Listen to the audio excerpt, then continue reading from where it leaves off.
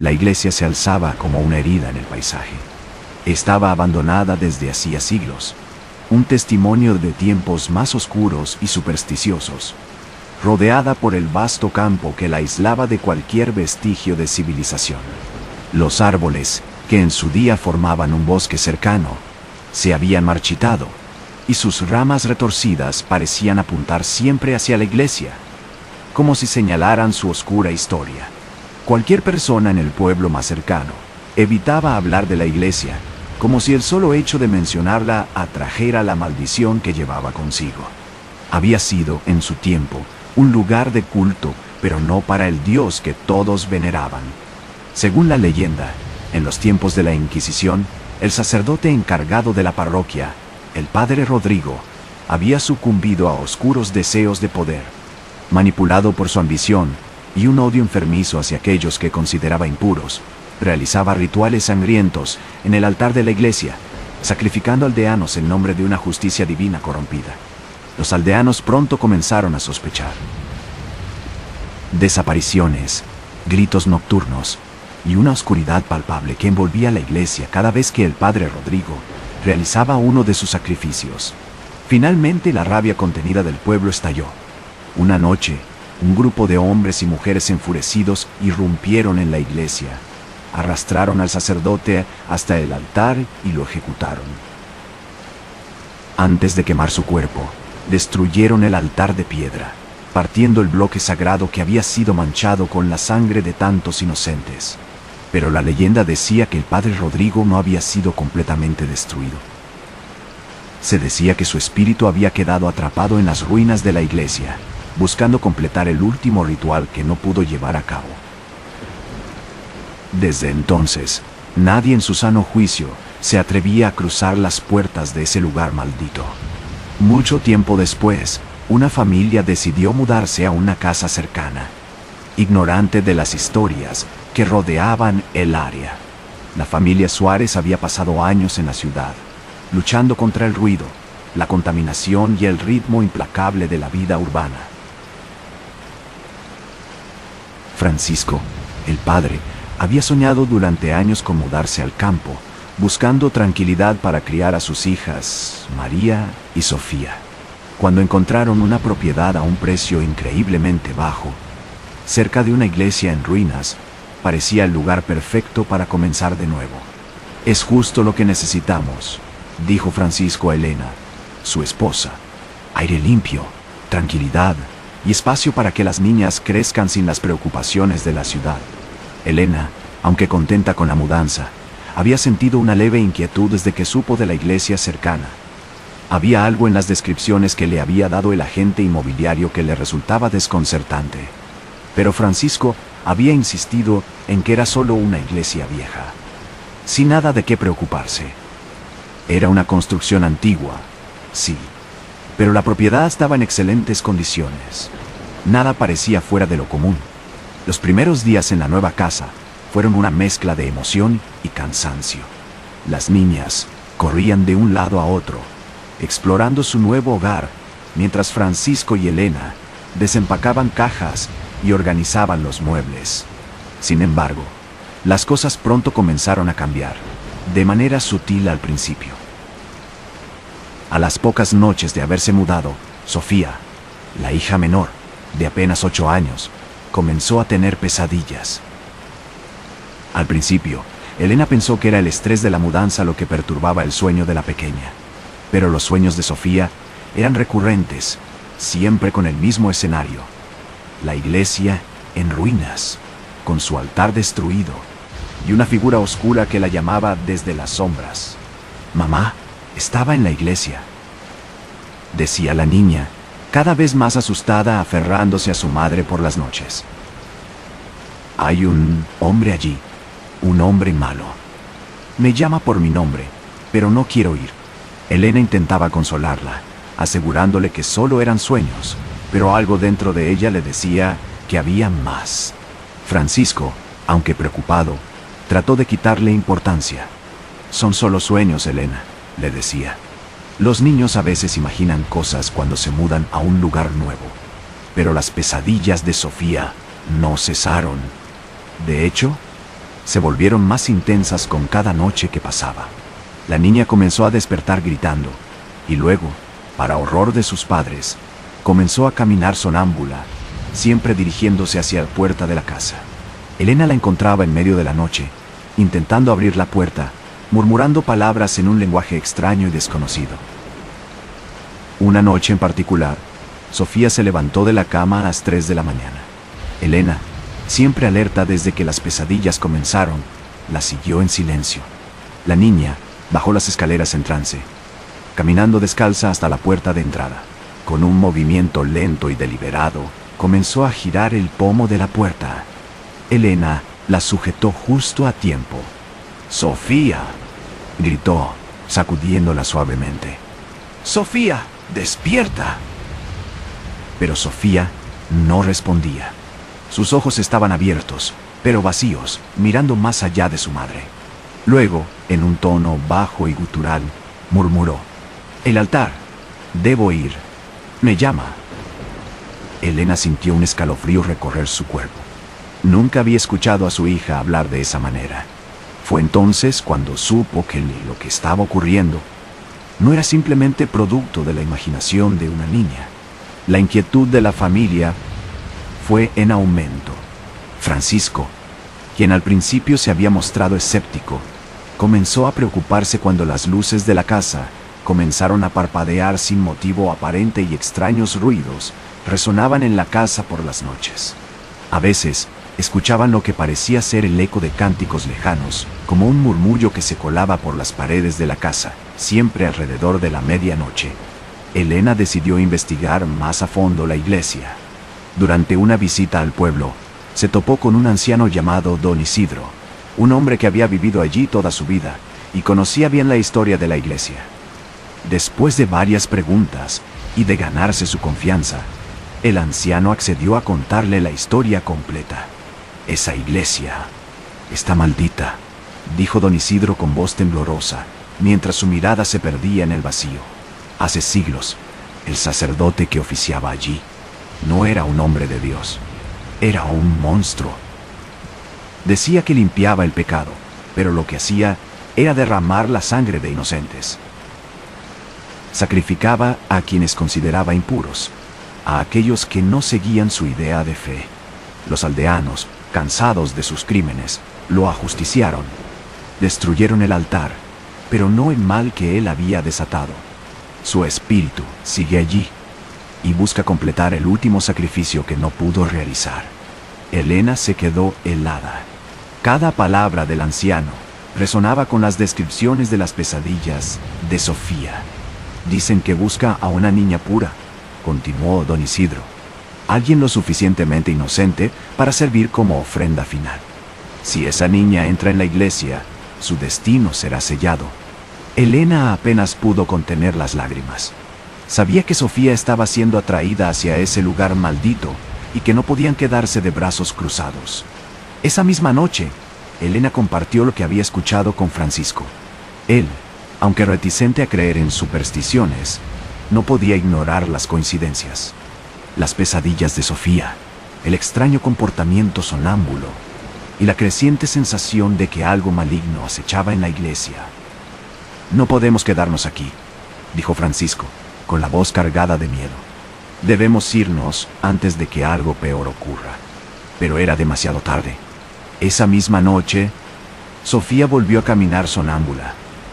Solo que esta vez logró abrir la puerta antes de que Elena pudiera detenerla. Descalza y con los ojos en blanco, la niña caminó hacia la iglesia bajo la luz de la luna, con su familia corriendo tras ella. La iglesia estaba envuelta en sombras, y el aire dentro era denso, casi sofocante. Cuando entraron, vieron a Sofía caminando lentamente hacia el altar destruido, que aún mostraba las marcas de su destrucción siglos atrás. El eco de cánticos distorsionados llenaba el espacio. «Sofía, detente», gritó Elena, pero su voz parecía perderse en el vacío. De repente, la figura del padre Rodrigo apareció desde las sombras del altar, su rostro demacrado y corrupto, deformado por siglos de odio y desesperación. Sonrió con una mueca grotesca, observando cómo Sofía se acercaba al altar. Finalmente, dijo la figura con una voz que resonaba como un eco de ultratumba, el sacrificio será completado. Francisco corrió hacia Sofía, intentando detenerla, pero una fuerza invisible lo arrojó hacia atrás. Elena gritaba desesperada, incapaz de acercarse a su hija, mientras la sombra del sacerdote se alzaba más grande, más poderosa. Cuando todo parecía perdido, Sofía, aún en trance, murmuró algo. No era una súplica ni un lamento, sino una oración. Las palabras eran antiguas, incomprensibles, pero cargadas de una energía que hizo retroceder al espectro. El altar roto comenzó a brillar con una luz suave, y el padre Rodrigo gritó de rabia y terror. Las fuerzas oscuras que lo habían mantenido atado a este mundo empezaron a desintegrarse, arrastrándolo de vuelta al abismo, del que nunca debió haber escapado. Con un último grito de odio, el espíritu del sacerdote desapareció, y la iglesia quedó en un silencio sepulcral.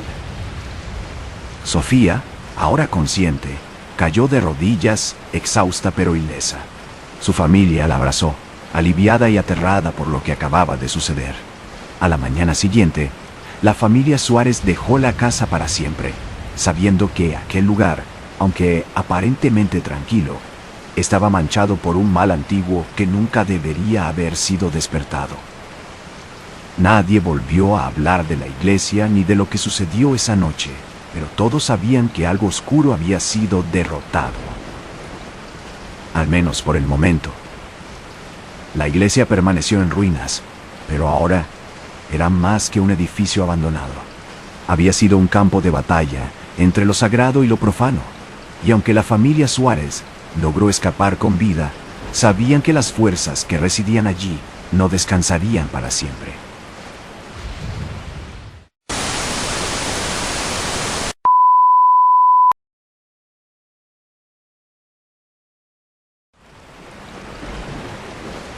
Sara había encontrado un nuevo refugio en un antiguo apartamento en las afueras de la ciudad. Aunque el edificio era viejo y un poco lúgubre, lo había elegido por la tranquilidad que le ofrecía para su trabajo como ilustradora. Su ventana principal daba al parque, y la vista, aunque algo desolada en invierno, le ofrecía una paz inusual. Una tarde, mientras se preparaba para cerrar su jornada laboral, algo llamó su atención. Una pequeña nota estaba pegada en el exterior de la ventana. Era imposible que estuviera allí, ya que vivía en un tercer piso, lo que requeriría una escalera o una cuerda para colocarla. El mensaje en la nota la desconcertó. «No te fíes de lo que ves». Sara frunció el ceño. No tenía sentido. ¿Una broma? ¿De quién? Tiró la nota, pero la incomodidad permaneció en su mente, como una advertencia velada que se resistía a desaparecer. Los días siguientes fueron normales, pero la frase de la nota seguía en su mente, sembrando una sensación de incertidumbre. No te fíes de lo que ves. Pero, ¿a qué se refería? Pasaron varios días sin incidentes, pero pronto las cosas comenzaron a torcerse. Al principio, fueron pequeños detalles, cosas que podrían explicarse fácilmente, pero que empezaron a acumularse hasta hacerse imposibles de ignorar. Sara notaba que algunos de sus objetos cambiaban de lugar. Su teléfono que dejaba en la mesa por la noche aparecía en la cocina por la mañana. Las luces del pasillo comenzaban a parpadear sin motivo aparente, y siempre sentía que el apartamento estaba más frío de lo que debería, incluso cuando el sistema de calefacción funcionaba perfectamente. Una noche, mientras trabajaba en su escritorio frente a la ventana, sintió una extraña corriente de aire que recorrió la habitación, aunque todas las ventanas estaban cerradas. El vaso de agua que tenía al lado de su computadora se deslizó lentamente por la mesa y cayó al suelo, rompiéndose en 1000 pedazos. Sara dio un brinco, mirando con incredulidad. No había nadie en la habitación, y no podía haber viento dentro. Intentó racionalizar lo que había ocurrido, pero no pudo evitar sentir una creciente inquietud. Era posible que el lugar estuviera maldito. Esa noche, cuando fue a lavarse los dientes, el espejo del baño se empañó de repente, como si alguien hubiera exhalado sobre él. Pero lo más aterrador fue que vio aparecer letras garabateadas en el vapor, formando un mensaje aterrador. No te fíes de lo que ves. Su corazón se detuvo. No había nadie más en el apartamento. El espejo seguía empañado, pero el mensaje parecía una advertencia directa, como si algo estuviera allí, observándola. Con cada día que pasaba, los eventos paranormales en el apartamento se intensificaban. Las noches se volvían insoportables. Sara escuchaba pasos en el pasillo, pero cada vez que abría la puerta, no había nadie. El sonido de muebles arrastrándose por la sala, sin que nadie los moviera, se volvía cada vez más frecuente. Y lo peor de todo, el aire en el apartamento se volvía más y más pesado, como si algo o alguien invisible estuviera compartiendo el espacio con ella. Una mañana, cuando se despertó, encontró todas las sillas de su cocina colocadas sobre la mesa, perfectamente equilibradas. Sara estaba segura de que la noche anterior todo estaba en su lugar. Corrió al baño para refrescarse, pero cuando se miró en el espejo, vio una figura oscura detrás de ella, apenas visible. Giró de inmediato, pero la figura había desaparecido. Con el miedo creciendo, decidió instalar una cámara de seguridad en su apartamento para captar lo que estaba ocurriendo mientras ella no miraba.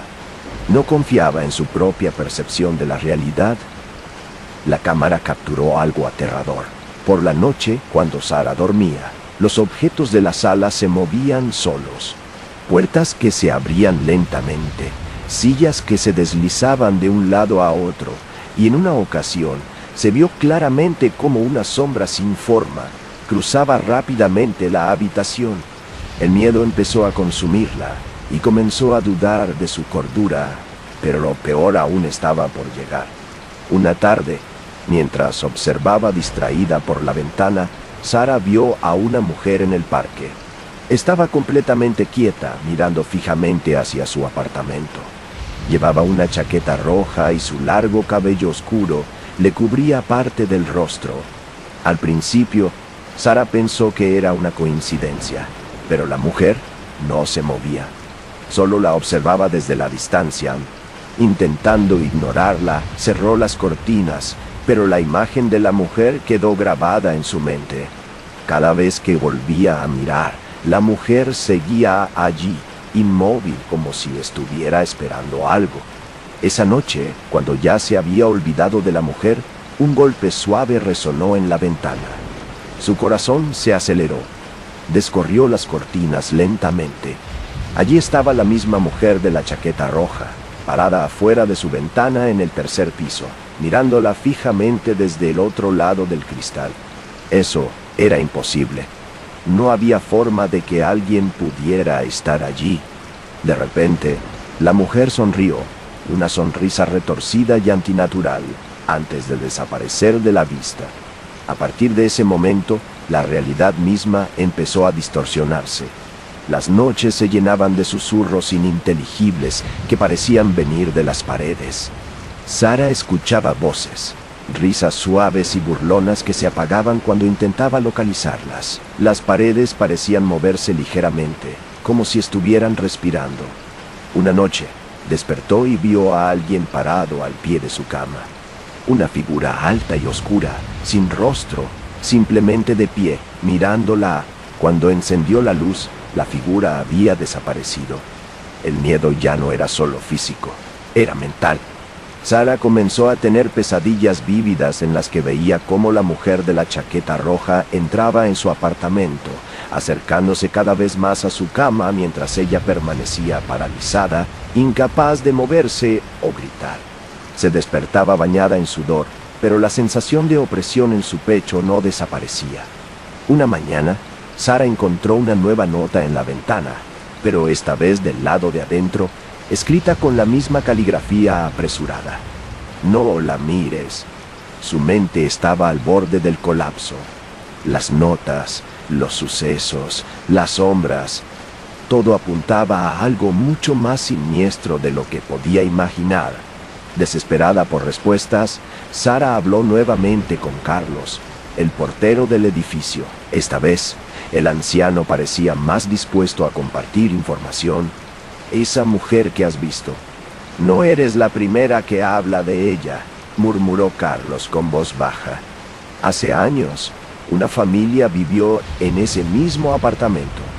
Su hija pequeña decía ver a una mujer de rojo afuera de la ventana. Los padres no le creyeron, hasta que la encontraron muerta, con los ojos abiertos, mirando hacia la ventana». El pánico de Sara creció. La mujer de la chaqueta roja no era una alucinación. Algo real y malévolo estaba allí, acechándola desde el otro lado de la ventana, manipulando su percepción y jugando con su mente. Esa noche, Sara decidió que no podía seguir soportándolo. Trató de sellar todas las ventanas, pero cada vez que lo hacía, los susurros volvían. Cuando las luces comenzaron a parpadear y las sombras a moverse, supo que estaba cerca.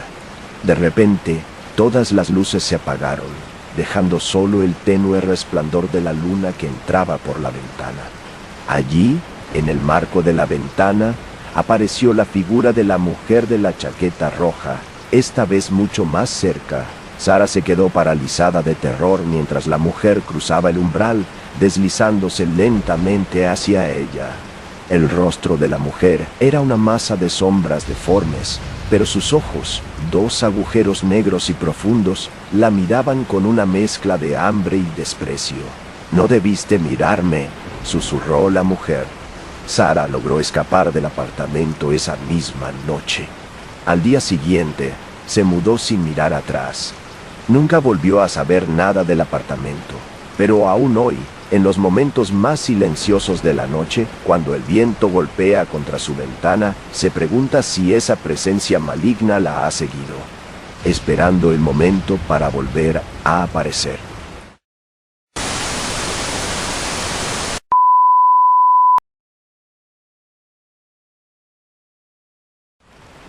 Mariana estaba sentada en su pequeño apartamento, con las luces bajas y el sonido de la lluvia repiqueteando en las ventanas. Acababa de terminar un largo día de trabajo y solo quería relajarse con una copa de vino y una serie en la televisión. Su vida había sido bastante rutinaria desde su reciente mudanza a la ciudad. Todo parecía en orden, hasta que su teléfono sonó. No reconocía el número, pero decidió contestar de todos modos. Podría ser algo importante. «Hola», dijo Mariana, con voz algo cansada. Del otro lado de la línea hubo un silencio incómodo, seguido de una respiración entrecortada. Finalmente, una voz masculina, áspera y vacilante, rompió el silencio. «Ana, ¿eres tú?». Mariana frunció el ceño, claramente confundida. «Lo siento, creo que tienes el número equivocado. Aquí no hay ninguna Ana».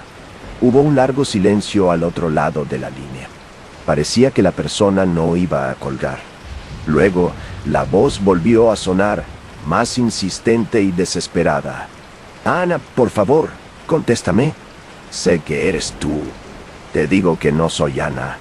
Mariana intentaba mantener la calma. «Debes haber marcado mal». Esta vez, la línea quedó en silencio por unos segundos, y justo cuando Mariana estaba a punto de colgar, la voz del hombre se volvió más fría y amenazante.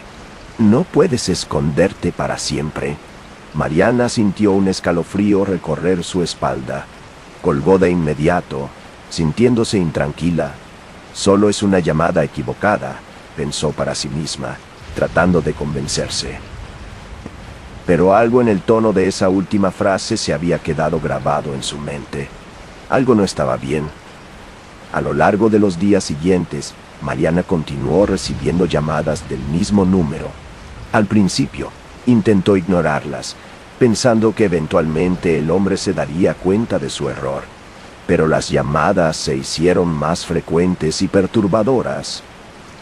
Cada vez que contestaba, la voz del hombre decía lo mismo, con un tono cada vez más desesperado. «Ana, Sé que eres tú. Por favor, habla conmigo. Mariana insistía en que no era Ana, pero el hombre no la escuchaba. Cada vez que colgaba, el miedo en su interior crecía. ¿Quién era este hombre? ¿Y quién era Ana? Una noche, tras una serie de llamadas incesantes, decidió bloquear el número, pero justo cuando pensaba que había puesto fin a las perturbaciones, su teléfono sonó de nuevo. Esta vez era un número desconocido, diferente al anterior. Al contestar, escuchó esa misma respiración pesada y la familiar voz: «No puedes huir, Ana. Sé dónde estás». Los días pasaron y Mariana empezó a sentir que la estaban vigilando. Cuando salía de su apartamento, tenía la extraña sensación de que alguien la observaba desde las sombras. La paranoia comenzó a apoderarse de ella. Cada pequeño ruido en su edificio la hacía sobresaltarse. Una noche, mientras intentaba conciliar el sueño, su teléfono vibró de nuevo. Era un mensaje de un número desconocido. Al abrirlo, vio una foto. Era su edificio, tomada desde la calle, justo frente a su ventana. Mariana se levantó de la cama, sintiendo el corazón golpearle en el pecho. Miró por la ventana, pero la calle estaba desierta, oscura y silenciosa bajo la lluvia. Su respiración se aceleraba y sus pensamientos giraban en espiral. ¿Cómo era posible que este hombre la estuviera vigilando? Un nuevo mensaje apareció en su pantalla. «No puedes seguir escondiéndote, Ana. Te encontraré». Mariana sintió el pánico crecer dentro de ella. Sabía que no podía quedarse más tiempo en su apartamento, no con alguien que parecía estar tan cerca. Sin pensarlo 2 veces, agarró las llaves y salió corriendo del edificio, tratando de alejarse lo más rápido posible. Los días continuaron, y con ellos la frecuencia de las llamadas y mensajes. Mariana intentaba ignorarlos, pero no podía escapar a la creciente sensación de que alguien la estaba vigilando. Cuando caminaba hacia su trabajo, tenía la impresión de que alguien la seguía. En casa, sentía que las sombras eran más largas, que el sonido del viento era más fuerte. Las noches se hicieron interminables. Cada mensaje que recibía del número desconocido era más amenazante. Ya no se limitaban a frases como «sé dónde estás» o «no puedes esconderte».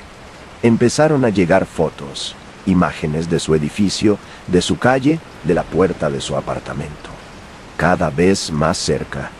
Mariana estaba aterrorizada. Había cambiado las cerraduras, cerrado todas las ventanas y comprado una cadena para su puerta, pero nada la hacía sentirse segura. Incluso cuando iba a trabajar, se sentía observada. La paranoia crecía, afectando cada aspecto de su vida. Se había vuelto una sombra de sí misma, constantemente mirando por encima del hombro, saltando al escuchar cualquier ruido fuerte.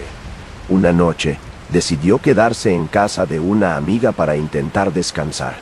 Pero mientras estaba allí, su teléfono vibró de nuevo. Era otro mensaje de ese número desconocido. Abrió el mensaje con las manos temblorosas. La imagen que vio la dejó helada. Una foto de ella misma caminando hacia la casa de su amiga, tomada apenas unas horas antes. Corrió al baño, asustada. Las luces del apartamento parecían más tenues de repente, y todo a su alrededor se volvió más opresivo. Sabía que esto no era una simple llamada equivocada. El hombre que la perseguía estaba cerca, muy cerca. Sintió que se estaba quedando sin opciones. Al día siguiente, decidida a no dejar que el miedo la paralizara, Mariana comenzó a investigar más a fondo. Sabía que no podía simplemente esperar a que la policía resolviera el problema. Necesitaba entender quién era este hombre y por qué la estaba acosando. Comenzó revisando su teléfono, buscando cualquier pista en los mensajes o llamadas. Pero los números siempre eran diferentes, cambiando cada vez que bloqueaba uno.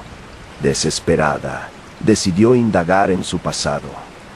Llamó a sus antiguos amigos y compañeros de trabajo para ver si alguno recordaba haber conocido a alguien llamado Ana, o si habían notado a alguien extraño rondando cerca de ella. Pero nadie tenía respuestas. Finalmente, decidió buscar el nombre Ana junto al código de área del número original en Internet. Lo que encontró la dejó helada. Una noticia de hace 5 años hablaba de una mujer, llamada Ana García, que había desaparecido misteriosamente en circunstancias extrañas. Según los informes, Ana había sido acosada durante meses por un hombre obsesionado con ella. El caso no fue resuelto, pero la policía había señalado a un hombre como principal sospechoso, aunque nunca pudieron localizarlo. Mariana leyó cada detalle del caso, dándose cuenta de que la historia de Ana estaba íntimamente conectada con la suya. Todo encajaba. El acosador había perdido a Ana y ahora había encontrado a Mariana. Tras descubrir la conexión con Ana, Mariana se llenó de un pavor paralizante. El hombre no estaba buscando a una desconocida al azar. En su mente distorsionada, ella era Ana. Esa noche, de nuevo en su apartamento, no podía sacudirse la sensación de que algo terrible estaba a punto de suceder. El miedo la había consumido por completo. Decidió que no podía quedarse allí. Tomó su bolso, sus llaves y algunas cosas más, y salió a toda prisa del edificio. Conduciría lejos, tal vez iría a casa de un familiar en otra ciudad. Estaba segura de que el acosador estaba cerca, pero no podía verlo. Mientras conducía por la oscura carretera, revisó su teléfono. No había recibido más mensajes desde la foto frente a la casa de su amiga, lo que solo empeoraba su ansiedad. Cada minuto que pasaba en silencio parecía una eternidad. Finalmente, decidió detenerse en un pequeño café de carretera que estaba abierto las 24 horas. Necesitaba pensar, pero sobre todo necesitaba estar rodeada de gente. Sentada en una mesa junto a la ventana, pidió un café, intentando calmar su respiración. Miró a su alrededor, observando a los pocos clientes del lugar. Un hombre mayor en una esquina, una pareja hablando en voz baja y el camarero que limpiaba el mostrador. Por un momento, sintió que tal vez había escapado, pero su alivio fue breve. Su teléfono vibró de nuevo. Con las manos temblorosas abrió el mensaje. Era otra foto, esta vez de su coche estacionado fuera del café, tomada apenas unos minutos antes. El miedo la golpeó como una ola. Estaba allí. No sabía quién era, no podía verlo, pero él la había seguido hasta ese lugar. Sintió cómo todo el aire abandonaba su pecho. El café, que antes parecía un refugio, ahora se sentía pequeño, sofocante. Miró a su alrededor nuevamente, pero no había ninguna señal de él. Otro mensaje llegó. «Te encontré, Ana». El tiempo parecía detenerse mientras Mariana miraba la pantalla de su teléfono, incapaz de moverse. El terror era absoluto. Estaba atrapada en ese lugar, sin saber quién era el acosador ni dónde podría estar. Decidió llamar a la policía de nuevo, explicando con voz entrecortada que estaba siendo acosada y que temía por su vida. Ellos le prometieron que enviarían una patrulla, pero en su mente, Mariana sabía que eso podría ser demasiado tarde. Mientras esperaba, el sonido de la puerta del café abriéndose le provocó un escalofrío. Un hombre entró, vestido con una gabardina oscura y un sombrero que le cubría el rostro. Mariana lo observó con disimulo desde su asiento. El hombre avanzó lentamente hacia la barra, sin mirarla, pero algo en su presencia la puso en alerta. Él pidió un café, pero mientras hablaba con el camarero, sus ojos se movieron, buscando algo, buscándola a ella. Sus manos comenzaron a sudar y sintió que su corazón martilleaba en sus oídos. Intentó no moverse, rezando para que no la hubiera visto. Pero el hombre se giró lentamente hacia ella, y sus ojos se encontraron. Mariana supo de inmediato que era él. Se levantó bruscamente, intentando llegar a la salida antes de que él pudiera reaccionar. Pero el hombre ya estaba avanzando hacia ella. En el mismo momento, las luces rojas y azules de una patrulla de policía comenzaron a iluminar el exterior del café. El hombre detuvo sus pasos por un instante y antes de que pudiera hacer algo, salió corriendo por la puerta trasera del local. Mariana cayó en una silla, temblando de miedo y alivio, mientras los policías entraban al café. A pesar de los esfuerzos de la policía, nunca lograron capturar al hombre. Las investigaciones sobre su identidad revelaron pocas pistas. Aunque Mariana cambió de número y se mudó a otra ciudad, el miedo permaneció. Ya no era capaz de confiar en la tranquilidad de los días. A veces, en medio de la noche, creía escuchar el vibrar de su teléfono, y su mente siempre volvía a aquella voz. La obsesión de aquel hombre seguía viva en su mente. La historia de Ana y la suya parecían haberse entrelazado de manera irremediable. Y aunque tratara de seguir adelante, siempre existía la posibilidad de que, algún día, otro mensaje llegara a su teléfono con esa misma frase perturbadora: «Te encontré».